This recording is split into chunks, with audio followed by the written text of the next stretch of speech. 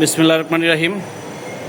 সম্মানিত শ্রোতা, আপনারা দেখতে পাচ্ছেন সুদূর রাজশাহী বাংলাদেশ সতর্কবিজ্ঞান সরকারি কর্মচারী সমিতি রাজশাহী বিভাগীয় জেলা শাখার নেতৃবৃন্দরা এই বৈরী আবহাওয়ার মধ্যেও রাজশাহী থেকে আপনার ঢাকাতে ওনারা অবস্থান করছেন, চলে আসছেন। আমরা ওনাদের খোঁজখবর নেওয়ার জন্য আমরা রেস্ট হাউসে আজকে ওনাদেরকে বরণ করে নেওয়ার জন্য এখানে উপস্থিত হয়েছি এবং রাজশাহী বিভাগীয় কমিটি অনুমোদন হয়েছে।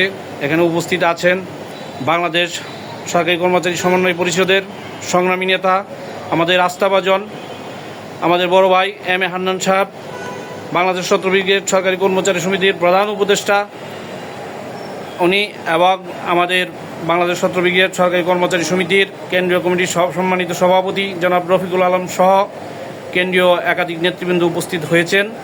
রাজশাহী থেকে একদল প্রতিনিধি ওনারা এসেছে।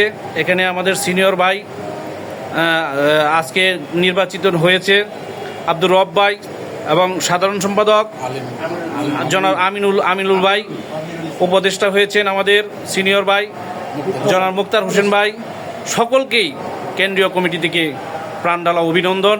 আজকে এই বৈরী আবহাওয়াকে উপেক্ষা করে সংগঠনের জন্য তারা আজকে আমাদের কাছে ছুটে চলে এসেছে। আমরা একটি রেস্টুরেন্টে এই ছোট্ট একটু আয়োজনের ব্যবস্থা করেছি।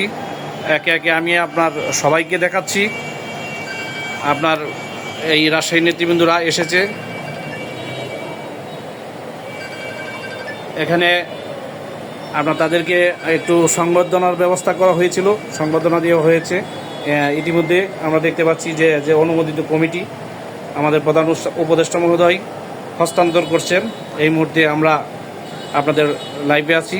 আপনারা সকলেই ভালো থাকবেন। আমরা পরবর্তী কার্যক্রম কিছুক্ষণ পরে আবার আপনাদের মাঝে আমরা ফিরে আসবো। আসসালামু আলাইকুম।